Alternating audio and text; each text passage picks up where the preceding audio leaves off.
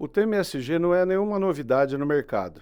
Na verdade, está cada vez mais sendo discutido sobre métricas de mercado que definem uma empresa como séria e comprometida. Em 2024, acreditamos que esse tema vai ser muito mais discutido e defendido pelas empresas. Por isso, no episódio de hoje do EvoTalks, vamos falar sobre as práticas ligadas a ativos financeiros sustentáveis. Fique atento até o final desse episódio e saiba mais sobre grandes insights que faremos com o nosso convidado. Eu sou o Fernando Leme, especialista em auditoria e finanças e cofundador da Evo Inc.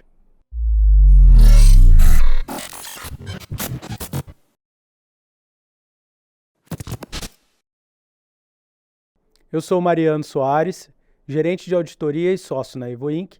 E no episódio de hoje nós vamos falar um pouquinho sobre investimento sustentável e como essa prática permeia o ESG. Para compor nosso bate-papo, nós estamos aqui com o convidado André Passos, advogado e sócio fundador do escritório PSA, Passos e Estica Advogados Associados, especialista em direito financeiro e mercado de capitais pelo IBMEC, membro da Associação Brasileira de Direito Financeiro e da International Fiscal Association, palestrante e professor na FGV e colunista da revista Money Times.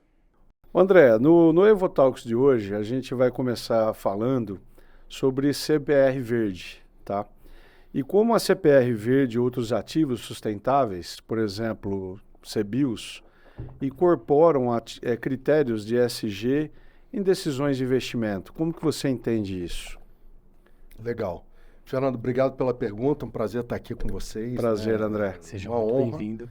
O convite prontamente aceito, não é um convite, é uma convocação, né? Quando vocês me mandaram, eu estava até viajando, falei, cara, falei, vou chegar, a agenda está pesada nesse final do ano, mas vamos estar juntos. Sim.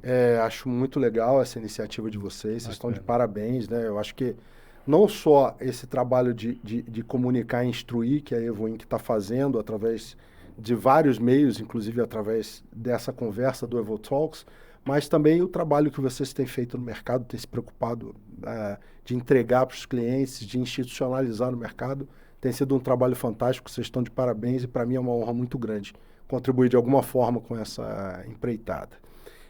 Dito isso, né? Vamos à resposta à pergunta do Fernando, que é a seguinte. Fernando, isso vem de um longo desenvolvimento, né? Isso vem de uma história já um pouco antiga. Quando você começa a falar em crédito de carbono, etc., você está remetendo a Kyoto, né? 1997. Sim.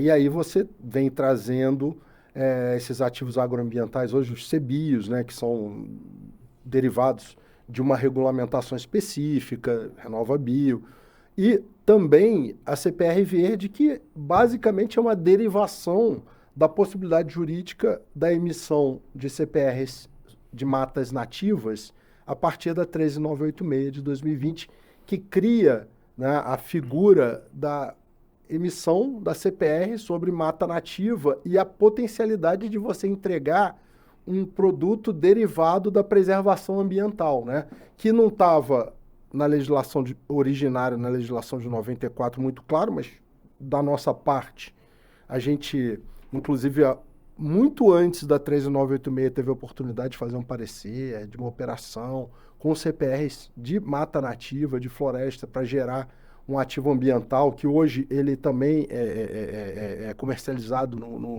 no mercado brasileiro, chama-se UCS, Unidade de Crédito de Sustentabilidade. Cada UCS vale 1 tonelada de crédito de carbono e tem uma plataforma, né, que faz essa negociação, etc., específica. É um mercado ainda muito aberto no Brasil, porque a gente está falando de mercado voluntário, né, desde Kyoto e etc., a gente cria, então, o mercado voluntário. O mercado voluntário, como o próprio nome diz, é um mercado em que os agentes, eles se envolvem nisso por uma questão de oferta e demanda e necessidade de atendimento de critérios ambientais, balanço social, critérios, hoje em dia se chama ESG, por conta da questão da ONU, né, que cria todos aqueles desafios, aqueles programas de impacto social, impacto ambiental, impacto de governança. Então, Sim. o E de environment, também ambiente, né? O S de social, e o G de governance, governança. A ONU imaginou aqueles desafios, né, como desafios globais, e, portanto, esses critérios ESG que já vinham sendo trabalhados, né, das primeiras conferências sobre o clima e etc., Estocolmo foi a primeira em 1972. Uhum, Então, sim. a gente tem aí uma longa história e hoje, né, corporificados pelas CPRs Verde, corporificados pelos CBIOS, a gente já tem um mercado voluntário razoavelmente desenvolvido e, obviamente, a Evoinc, outros prestadores também do mercado, mas pelo trabalho que vocês têm feito junto aos clientes, se preocupando com isso, preparando os clientes para esse Sim, desafio, sim. porque isso é uma necessidade mercadológica, não só para você capturar uma renda adicional através da venda desses ativos, né, ou desses produtos agroambientais, mas isso também acaba sendo uma exigência, muitas vezes, né, de atendimento a esses critérios, para que você possa transacionar no mercado, colocar produtos normais Sim. que você vende. Quer dizer, uma usina de açúcar e álcool, por exemplo, vai vender açúcar, vai vender álcool, mas ele tendo lá os CBIOS, tendo lá a preservação da mata nativa, a emissão da CPR Verde e tal, obviamente ele vai estar atendendo a critérios Sim. de balanço social, sim. né, critérios ambientais, para não só mostrar isso para o mercado, né, através de uma auditoria focada nesses itens, mas também, muitas vezes, conseguir até um barateamento na captação de recursos, etc., e, né, a abertura de mercado para os seus produtos. Ou seja, você tem uma série de impactos positivos Sim. a partir da utilização desses critérios. Não sei se eu respondi a sua pergunta. Com certeza respondeu completamente. E o PSA é um grande parceiro nosso nas questões jurídicas, né? Para atuar nesse ambiente regulatório, é um grande parceiro da Evoinc. Eu quero agradecer sua resposta e vou passar a bola agora para o Mariano, que vai fazer a próxima pergunta aí. Bom, André, como você mesmo falou, né, a sua convocação ela não foi por acaso, né? Você é um exímio conhecedor do tema. Até, pessoal, dando um spoiler aí, a gente estava batendo um papinho antes e nós relembramos aqui um feito, né, do André, que foi muito bacana, que remete ao contexto histórico, né? Eu acho que é importante a gente trazer também para o pessoal essa parte, que foi a publicação do seu artigo em 2011, referente à tributação do crédito de carbono. Né? Se você puder dar uma palhinha para a gente, que eu acho que vai ser interessante, que nós vamos conceituar alguns pontos ali, as MDLs, as RECs, né, e assim por diante. Eu acho que vai ser legal para dar uma contextualizada para o pessoal, se você puder explanar um pouquinho. Legal, Mariano. Como você bem disse, né, a gente chegou aqui, estava batendo papo, você já me colocou isso, fiquei surpreso, né? Falei, pô, cara, você foi resgatar esse artigo de 2011 e eu contei, né, a história do desafio que foi, né, fazer isso. E isso foi no âmbito até, e aí acusa a idade, né, brincando com o Fernando. Esse primeiro livro a gente lançou aqui na B3, antiga Bovespa, em São Paulo, o segundo na Bolsa de Nova York, e era um desafio muito grande, porque até então na doutrina ninguém se debruçava sobre isso e tal. E a gente tinha, né, esse objetivo, né? E a gente sempre teve, né, os chapéus lá, o chapéu de profissional do mercado, de assessor das empresas, né? O chapéu de pesquisador e o chapéu de professor, que a gente usa bastante para poder, né, desenvolver esses conceitos. E eu me debrucei sobre esse desafio na época, né? Quer dizer, como é que é o MDL, Mecanismo de Desenvolvimento Limpo, mas qual é a natureza jurídica dessa coisa, né? A gente sempre se pergunta, porque você não tem como definir a tributação, principalmente em algo novo, se você não tem uma regulação para isso, se você não tem uma legislação tributária que defina isso, e se você não tem nem um arcabouço jurídico de direito interno que possa fazer. O desafio da conceituação ali, né? Exato, como você bem colocou, o desafio da conceituação. E aí a gente se debruçou sobre isso, e na época tinha basicamente um livro sobre isso, a gente até comentei com você, de um professor chamado Marcelo Abelha, e ele caracterizava e ficava na discussão se crédito de carbono era mercadoria ou se crédito de carbono era serviço. E eu, né, obviamente, sempre muito envolvido nessas questões afetas do agronegócio, né, da visão do agronegócio como um todo, da conexão do agronegócio com o mercado financeiro de capitais, sim. da importância, eu sou ex-auditor também, e sempre olhei números, balanço, a comunicação dos números com o mercado, a importância de você ter os balanços em dia, ter uma auditoria séria e tal, né, para poder atestar aqueles números. E eu fiquei olhando para aquilo e falei, não, isso daí, né, tem uma característica de serviço, tanto que a gente está se preocupando com isso aqui no EvoTalks, né, que vocês são exímios prestadores de serviço, gente de competência, fazem auditoria, consultoria, né, a Evoink tem feito um trabalho belíssimo, eu falei isso aqui para vocês, e o fato é que tem toda uma gama de serviços de obrigação de fazer, de desenvolvimento, de certificação, de verificação de processos, né, controladoria, né, tudo aquilo que vocês, né, estão carecas de saber do dia a dia de vocês, mas que muitas vezes na ponta lá de quem quer emitir, do cliente, o cara não se atenta muito para isso. E eu falei, bom, realmente isso nasce serviço, né? Mas isso ganha vida própria, né? É tradable, né? Negociável, isso vai para o mercado. Então, e aí a solução jurídica lá naquele trabalho foi nascer como serviço, e obviamente quando nasce como serviço está sob a forma e sobre o plexo normativo jurídico, né, da prestação de serviços, mas a partir do momento que aquilo vai para o mercado, vai ser colocado a mercado, balconizado, vai ser colocado em bolsa, inclusive, né, que é uma discussão que se tem hoje, né, uma CPR verde, por exemplo, você emite, né, você vai balconizar, mas em breve, se Deus quiser, a gente tem um PL em tramitação sobre isso, mercado voluntário. Abrir a varejo. Isso vai ser regulado pela CVM, inclusive tem um papel, né, na Comissão de Valores Imobiliários, isso pode ser, né, através de bolsas, negociado, não tem problema algum, né, um ativo que vai valer dinheiro, de COP28, né, as discussões aí se encerraram essa semana, né, enfim. Então, eu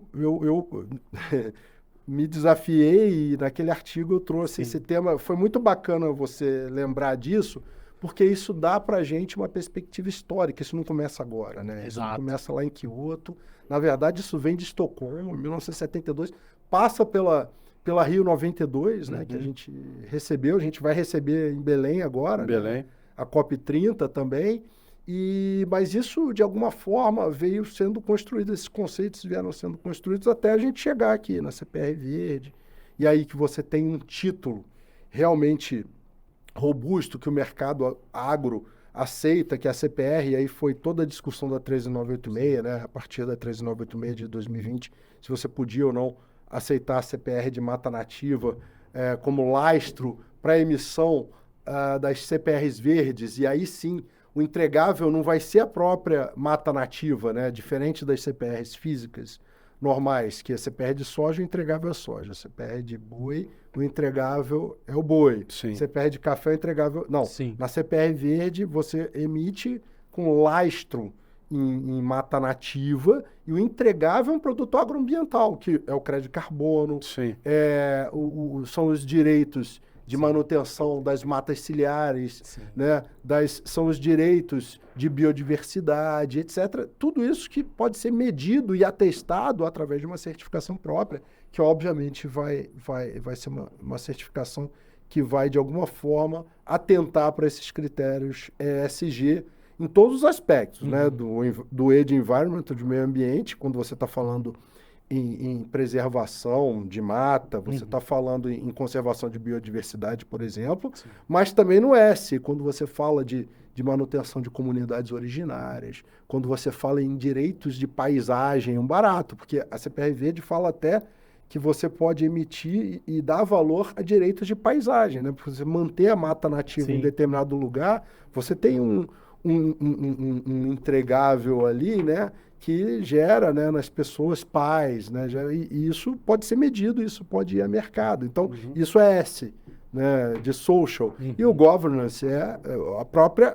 mata nativa, reserva legal, por exemplo, observação da legislação que você, obviamente, está falando em governança, né, está falando em regulação, está falando em governança, está falando em compliance. Então, enfim, são pontos e uma diversidade Sim. de opções. Inclusive, o André, no seu artigo, né, você cita bastante assim aquela parte das RECs, né? Sim. E assim, eu achei muito, muito legal. Foi extremamente didático, principalmente a parte onde fala assim, os países que conseguem gerar, né, sustentabilidade vão vender para os países que estão com a sua cota sustentável ali no limite, né?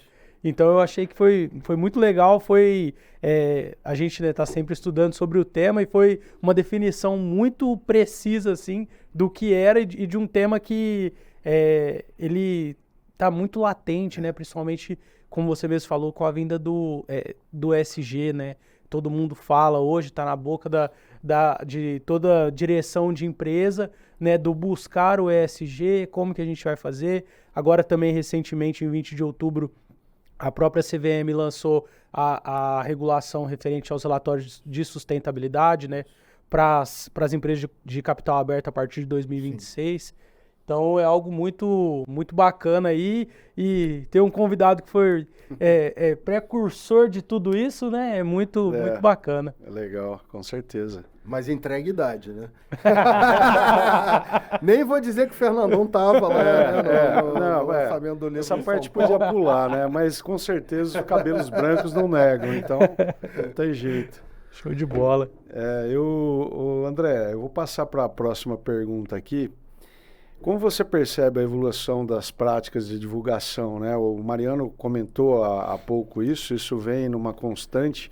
Acredito até que essas mudanças são significativas e passou até um peso, eu diria até que maior do que os relatórios financeiros tradicionais, né? É isso mesmo? O que você tem percebido assim como advogado e conhecedor de tudo isso, ex-auditor também, enfim.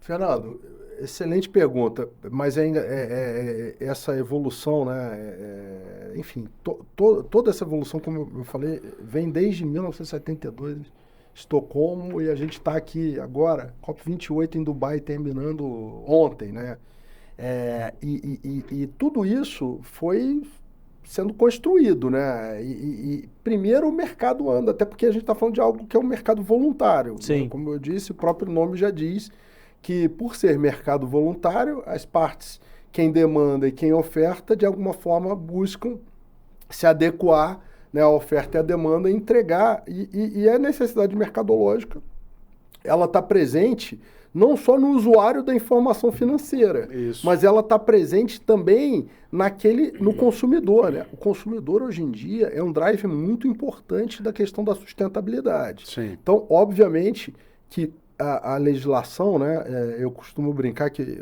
o direito, ele é uma fotografia no tempo, né? Sim. O pessoal discute muito hoje, né? Porque antigamente a gente tinha no Brasil 200 milhões de técnicos de futebol, né? Hoje em dia não, a gente tem 200 milhões de ministros do Supremo Tribunal Federal. E mudou um pouquinho, né? Então o pessoal fica, não, porque a Constituição, cara, a Constituição de 1988, é uma foto no tempo, já está ficando até meio amareladinha e tal, e óbvio que a tarefa, né, do intérprete, né, a tarefa de quem é o agente do mercado e tal, é entendendo que isso no tempo vai se desdobrando de alguma forma, né? Quando nasce a Constituição de 88, você, né, tinha lá o Código Civil de 1916, né, o casamento, o homem era a cabeça do casal. Hoje, né, a gente tem casamentos entre pessoas do mesmo sexo, você tem a questão envolvendo a família, que a mulher e o homem são absolutamente iguais, etc. E o Supremo Tribunal Federal é chamado a se posicionar sobre isso, mas tem uma norma de 1988 que garante isso e garante essa interpretação. Por que eu estou dizendo isso, Fernando? Estou indo na Constituição de 88 para Sim. responder essa sua pergunta. Isso é uma construção. Então, assim, não tenha dúvida, o Mariano citou muito bem, a CVM agora está vindo com os estándares. Mas antes de acontecer isso, já tinha o balanço social, já tinha o balanço da empresa. E algumas empresas já publicavam, né, essas informações. E o que acontece em relação a isso? Está completo esse arcabouço? Não. A própria legislação dos créditos de carbono diz que a CVM vai regular o PL, que está em andamento, que vai tornar o mercado, vai deixar de ser voluntário e criar um mercado obrigatório de crédito de carbono no Brasil. E fala que a CVM vai precisar regular. Então, ou seja, se virão novos critérios, certamente virão.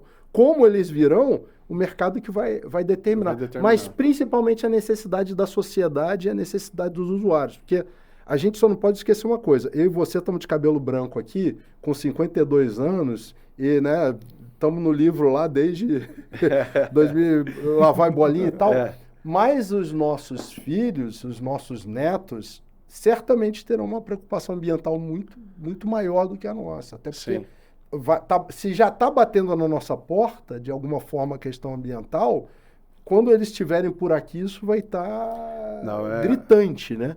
É para ontem a necessidade, né? A COP28 estava gritando isso, né? Para ontem isso. Sim. A gente tem um desafio de mais ou menos debelar um aumento de temperatura, e isso é um consenso científico, antigamente havia discussão, né? Aquecimento global existe, não existe. Hoje é um dos poucos consensos científicos que a Terra vai aumentar a temperatura em 1,5 grau até o final do século. Isso vai gerar uma série de questões que a gente tem experimentado aqui em Ribeirão Preto, ultimamente, de uma forma, né, um tanto quanto... Toda semana tem onda nova. Real demais, né? E isso vai ser muito... Se pra gente já é uma necessidade, você imagina isso para os nossos filhos e os nossos netos, né? Com certeza. Sem dúvida. Você tocou num ponto importante que tem a ver com uma pergunta que a gente formulou também. Não sei se quer fazer. Pode não, fica à vontade. Tá. Você falou de tendências e desafios, né? Como você enxerga esse cenário de investimento de impacto nos próximos anos? É óbvio que existe já um mercado ativo comprador de boas práticas, né? Que são os consumidores e os jovens, notadamente, você bem colocou, são aqueles que estão mais afeiçoados a isso, estão atentos a isso, nós não... Envolvidos nisso. E isso eu acho que também ajuda a impulsionar as empresas a terem boas práticas para conquistar esse consumidor, né? Sim. E acho que esse é o grande barato dessa história, porque nesse contexto, não só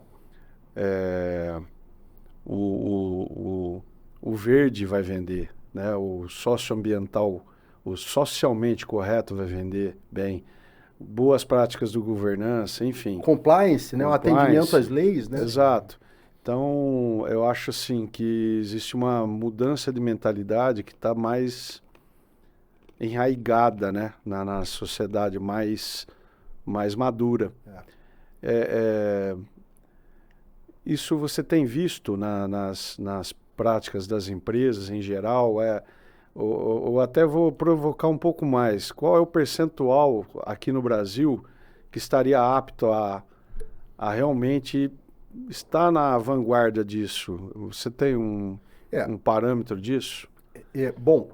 Desculpa a minha pergunta longa. É fantástica a sua pergunta, porque me dá a oportunidade, nessa mesa que a gente abriu aqui com a provocação do Mariano lá atrás, né, com a coisa que a gente foi até a Constituição de 88, voltou, isso me dá a oportunidade de trazer vários temas aqui. Sim. Então, vamos lá. Primeiro ponto, em relação a esse seu questionamento, Fernando. O que eu acho é que as empresas vão entregar o que o mercado pede, né? Ponto. Segundo ponto, e aí eu falo pela experiência do nosso trabalho, né? Todos nós aqui nessa mesa, né? Nós do PSA, vocês da Evo Inc., que tem uma parcela muito importante de empresas do agronegócio. Na COP28, o tema central da COP28 foi a agricultura. Sim. Né? A agricultura, ela é capaz de entregar sustentabilidade, até porque a gente está vivendo, e minha última coluna, eu tenho uma coluna no Money Times, quinzenal, sobre agronegócio e sustentabilidade, e a minha última coluna foi sobre a COP28. E eu falava isso, olha, no contexto em que você tem guerra na Ucrânia, com a Rússia, vai queimar óleo. Contexto que você tem um conflito no Oriente Médio, entre Hamas e Israel, que o Irã, que de alguma forma apoia o Hamas, um país produtor de petróleo, né, vai queimar óleo. Então, assim, a conferência era em Dubai, né? Quer dizer, Emirados Árabes. Então, no final, ficou se discutindo uma queda de braço, né? Ai, mas e aí, vamos parar agora com compromisso de parar com combustíveis fósseis, e saiu no limite, depois de muita briga, né? Lá nas diretrizes, olha, a gente vai rever isso no futuro e etc., para tentar diminuir os combustíveis fósseis. Então, assim, quando a gente está diante de um cenário desses, você tem o ótimo e você tem o bom, né? E o ótimo, muitas vezes, é inimigo do bom. Sim. Então, você tendo centralidade na agricultura, tendo um agronegócio pujante como o brasileiro, né, com grandes profissionais, né, como vocês da Evo Inc., envolvidos, nós que procuramos, elogio em boca própria é vitupério, mas os colegas do PSA que procuram entregar o melhor e etc., e outros tantos colegas prestadores de serviço que estão aí dedicados a isso, né, no mercado, eu vejo um agronegócio capaz hoje, né, por exemplo, né, desde a cadeia, desde o antes da porteira até o depois da porteira, capaz de entregar através de instrumentos como a CPR Verde, né, capaz de entregar muito do E de environment. Sim. Eu vejo muitas outras empresas capazes, né, já que você me perguntou, tenta cravar lá quem é que vai poder entregar. Eu vejo muitas outras empresas capazes de entregar o S, de social, né? Empresas que estão fazendo trabalhos belíssimos para as mulheres trabalharem e terem equiparação com os homens em termos de salários, né? Para se envolverem com comunidades, desenvolverem trabalho junto a comunidades tradicionais, etc. Porque o cliente, principalmente o jovem, tá exigindo isso, né? Está exigindo essa postura da empresa. Diminuição da desigualdade. Diminuição da desigualdade, né? Até porque a gente falou da Constituição, né? Na época de 88, né, tinha o Código Civil que dizia que a cabeça do casal era o homem, e depois o homem e mulher é igual. Vai lá, divide a tarefa de acordo com o que foi combinado e acabou, entendeu? Ou quaisquer, né? Sem ser homem, mulher, mulher e mulher, enfim. O casal que for formado vai ter essas suas responsabilidades em relação à família. Todos têm direito de formar uma família, e isso é muito legal. E eu acho que as empresas, elas estão atentas a isso, né? A maior parte das empresas, aí eu já saí do mundo do agronegócio e já fui dizer que o S do social, muitas empresas têm cumprido. Agora, eu tenho uma grande preocupação, e o Luizão sabe disso, né? Já falei com ele, o G de governance. Sim. Cara, eu não vejo as empresas hoje capazes. Eu acho que talvez o maior trabalho, né? De novo, o ESG, o E de Environmental, a gente tem uma agricultura pujante, tem respeito ao meio ambiente, tem o CAR, tem a CPR Verde, tem todo um controle para isso e tal. Isso você entrega rápido, né? Faz o relatório de sustentabilidade, agora com a regulação do balanço, etc. Agora, o G de governance infelizmente, as pessoas ainda não se atentaram para a importância desse G. Seja sob o aspecto do compliance, que muitas vezes deixa a desejar nas empresas, atendimento, registros, vocês sabem se vocês vão auditar, deixa eu ver esse balanço. Pô, legal, hein? Você tem um monte de imóvel, deixa eu ver a escritura aqui. Aí tá lá aquele penduricalho lá na escritura, né? Isso, mas quando isso tá assim? Tá desde 1970, ninguém mexeu nisso, porque o fundador... É coisa antiga, coisa antiga. O que a gente mais escuta isso é de antes de eu entrar aqui na empresa, do antigo contador ali, da antiga direção, é coisa... Exato.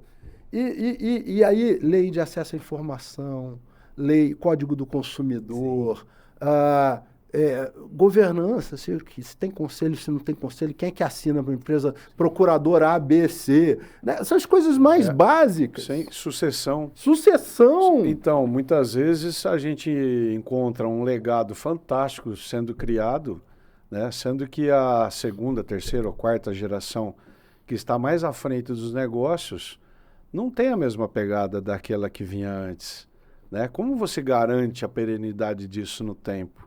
Sim. Então, eu tenho certeza que foi uma provocação que o Luiz Baggio fez, né, em relação a esse tema, e a gente acaba explorando, mas eu concordo com você. Essa questão da governança e da sucessão podem, se não bem conduzidas, né, trazer ao fracasso do negócio como um todo, né, a qualquer companhia. Os negócios no Brasil ainda estão muito centrados na figura do fundador, né? Sim. E o fundador não gosta de governança. Exato. Exato. Não, eu que defino, eu que mando e não precisa de governança. Precisa de muito treino, de muita conversa, etc., para o fundador entender isso. Né? E ele precisa entender que ele também não vai ficar para semente. Exato. Que é a sucessão, né? A gente tem visto isso, inclusive, amplamente discutido em novela aberta, né? Sim. No Brasil. Sim. E isso é interessante. Vai lá, Mariano. Bom, vamos, né, seguindo aqui. Com o crescimento do mercado, né, das finanças verdes, como que você consegue enxergar, assim, André, que os investidores, eles estão se posicionando com essas oportunidades aí do mercado verde? Mariano, os investidores, eu tenho um artigo, logo que vem a CPR Verde, etc., eu falo em 4 desafios, né, para a gente poder superar isso, né? E aí eu brinco, né? Ovo a galinha, né? Então, primeiro você precisa da questão normativa. Segundo, você precisa da educação, né?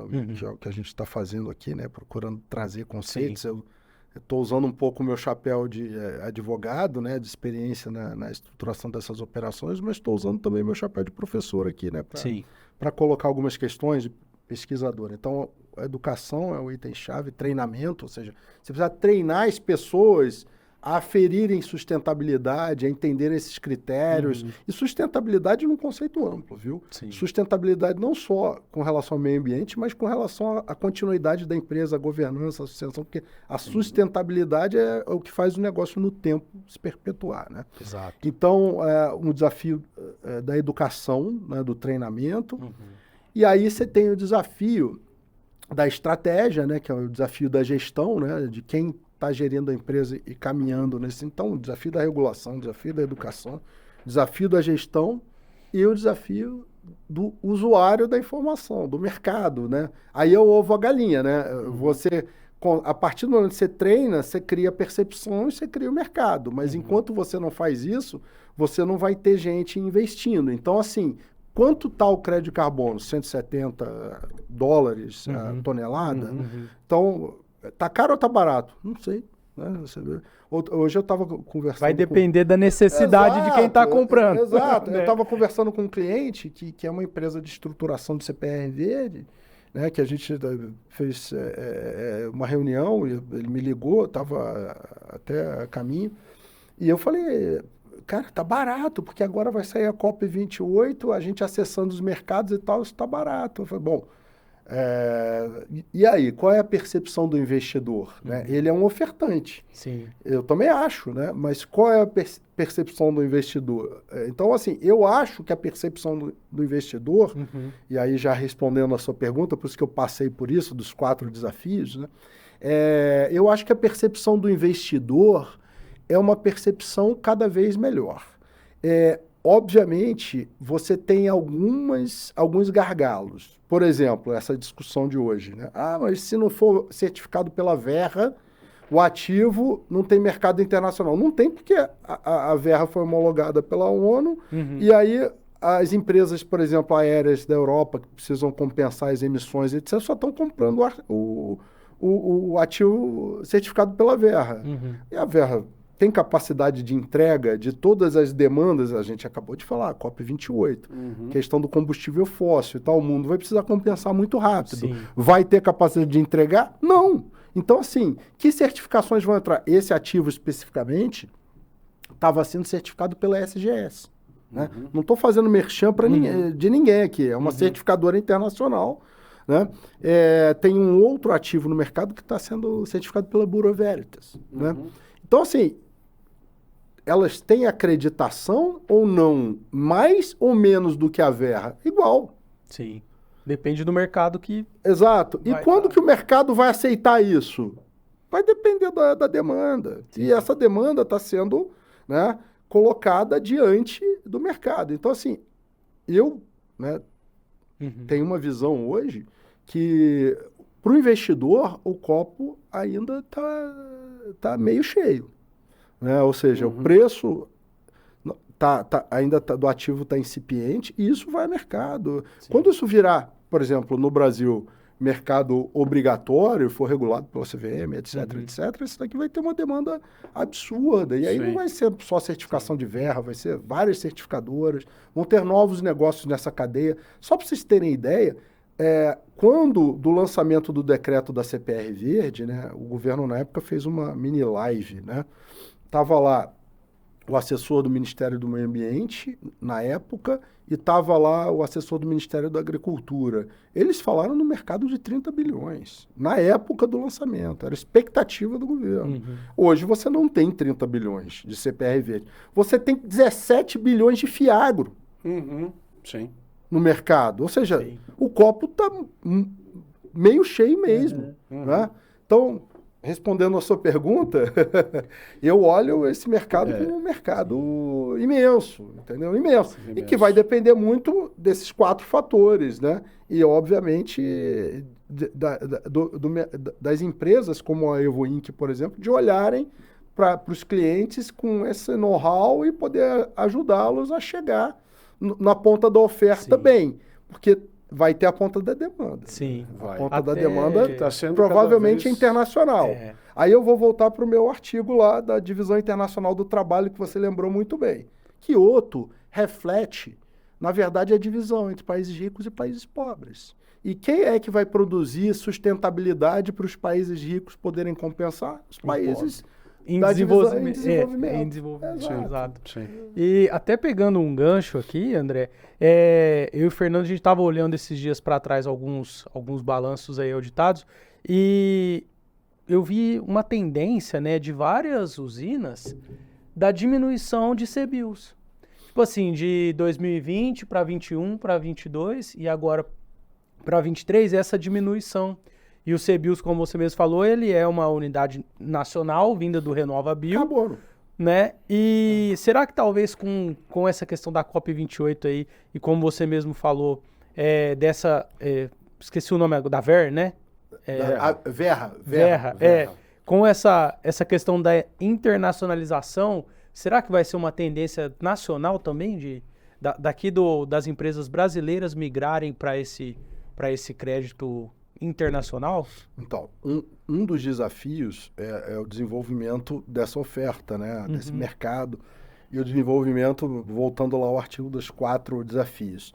E um deles é o desenvolvimento da métrica. Então, hoje, por exemplo, a metodologia Verra, né, de medição, ela está muito afeta a países não tropicais, etc. Então, hoje a gente tem cultivares de cerrado, a gente tem café, açúcar e álcool, e etc., que a gente consegue, de alguma forma, mensurar esse impacto. Os CBIOS são um exemplo disso. Mas que fica no âmbito doméstico do RenovaBio. Eu acho que grandes instituições, como a própria Fundação Getúlio Vargas, através do Observatório de Bioeconomia, desenvolvem hoje metodologias para essa medição. A medição do impacto ambiental, a medição da captura de carbono. Tem o ILPF, Integração Lavoura, Pecuária, Floresta, que vai ter uma medida. Tem emissões de CPR Verde, por exemplo, de cacau criado no recôncavo baiano, sombreado. Então, o cacau precisa, por exemplo, tinha vassoura de bruxa antigamente na praga e tal, ele precisa da Mata Atlântica preservada para ele ser criado na sombra. E aí você preserva 100% da propriedade. Você vende o cacau e você vende o crédito de carbono da CPR Verde por essa preservação ambiental. Fora a fixação de comunidades originárias, etc. É um barato que você pode fazer nessa cadeia. Na Amazônia também, no Pará também, você consegue fazer isso. De tal forma que, muitas vezes, a floresta em pé, né, vai gerar produção agropecuária e vai gerar também entregáveis ambientais e vai fazer com que ela seja muito mais valiosa, na minha visão, tá?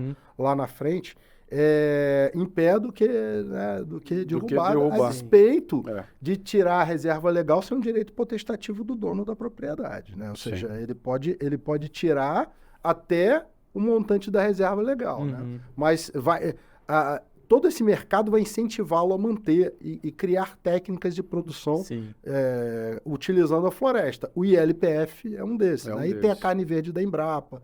A Embrapa está tentando desenvolver a soja verde, enfim.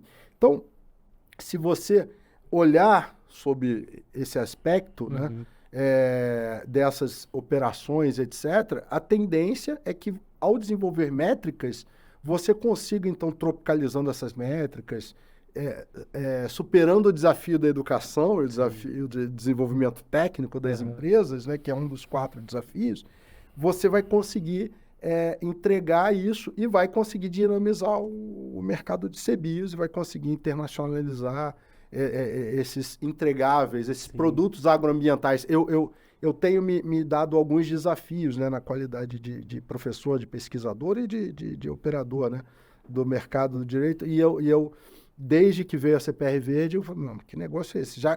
Ele não pode entregar a mata nativa. O que ele entrega? Então, ele entrega um produto agroambiental, né?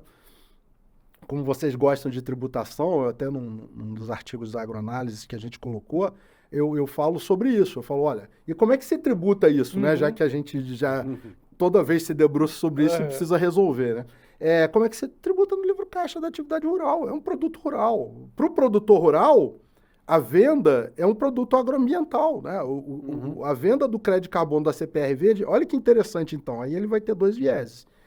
Esse resultado, essa receita, você tributa como se fosse produto rural, seja produto rural CNPJ, né, que é a pessoa jurídica, seja produto rural pessoa física, e para quem comprou no mercado, é um ativo financeiro, né? Então, voltando em 2011, você consegue resolver essa equação a partir daqueles conceitos, até hoje.